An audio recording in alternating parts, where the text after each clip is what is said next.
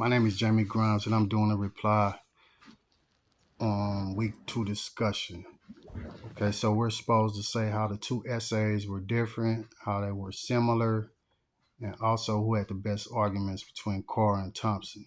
So this week we read from Clive Thompson, and the two articles were slightly different. Well, they were a lot different. They had different stances.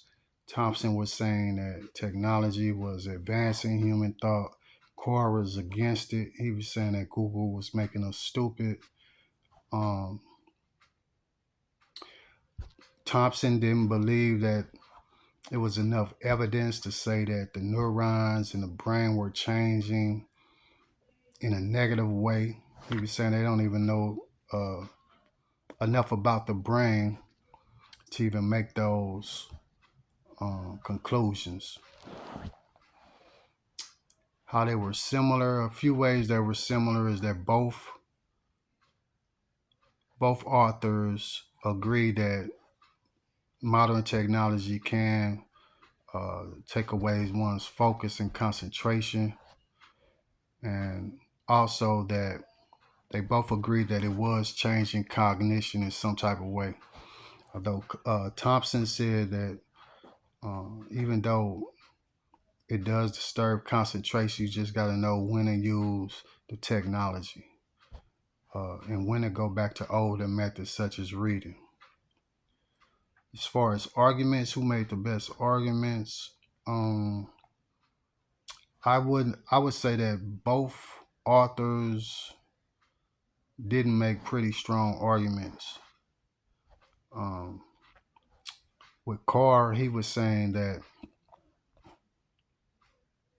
reading was the ultimate way to increase your intelligence, which is relative and opinionated. And Thompson was saying that chess was the ultimate uh, way to display human thought, and that's the ultimate way to measure intelligence by how good you were playing chess.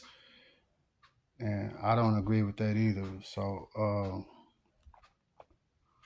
however, if I had to choose one, I would say that Thompson made a better. He had better arguments based on his premise, based on his thesis. At least he used statistical data which backed up his claims. When he gave the example of Bobby Fischer when he was 15, how he won a Grandmaster chess championship, which was almost unheard of, and that record didn't get broken until decades later. But since computers came out, he was saying that same record was broken 20 times in such a short span when we start collaborating with the computers and using them as tools to advance thought.